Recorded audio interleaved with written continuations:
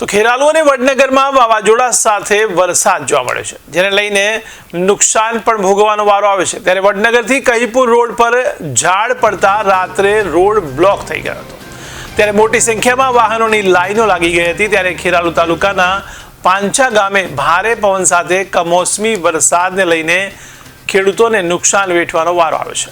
તો ગામના 7 થી વધુ મકાનના પતરા ઉડ્યા છે, ત્યારે 2 થી વધુ તબેલાના પણ પતરા ઉડ્યા છે।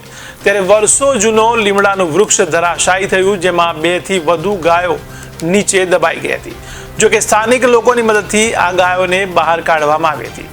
તો પાંચા ગામ અને સીમ વિસ્તારમાં ભારે નુકસાન પહોંચ્યું છે। તો ખેરાલુ શહેર અને તાલુકામાં મોડી રાત્રે છૂટાછવાયા ઝાપટા અને વાવાઝોડાના કારણે લોકો પણ અટવાઈ ગયા હતા। ત્યારે લગ્નોત્સવ અને આયોજનમાં મંડપ સહિત રસોઈયા સહિત વ્યવસ્થા કરવાવાળા પણ અટવાયેલા જોવા મળ્યા હતા।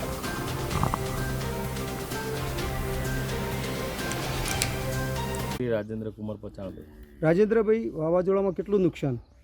વાવાઝોડામાં ગઈકાલ રાત્રે 8:30 થી 9 વાગે વાવાઝોડું આવેલું, તો બહુ પવન સાથે ફૂંકાયેલો વરસાદ અને કરા પણ પડ્યા છે, જેથી બહાર નીકળવાનો કોઈ કોશિશ ના કરે એટલે મોટા કરા હતા। અને એના લીધે જે શેડમાં પતરા અને રૂમ પણ ઉડાડી મૂકી છે। તમે જુઓ પાછળ પતરું છે, ખેદડી ઉપર લબડ્યું હોય, લગભગ 200-300 ફૂટના અંતરમાં ઉડાડ્યું છે ચેનલ સાથે। અને એવા ગામમાં લગભગ ઘણાના રહેણાંક વિસ્તારમાં પણ ઘણાના ઉડાડ્યા છે, અને ખેતરમાં પશુપાલનોમાં પણ બહુ નુકસાન થયું શેડોનું।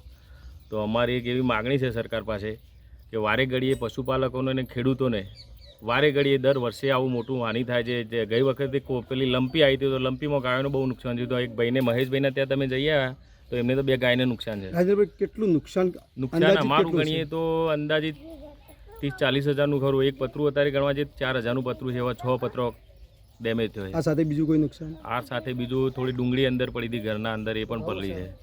અનાજ પણ પલળ્યું છે, થોડું ઘઉં પડ્યા ત્યાં લગભગ 20 મણ જેવા, એ પણ પલળ્યા છે। એ બધું આમ ગણવા જઈએ તો નુકસાન બહુ છે ગામની અંદર।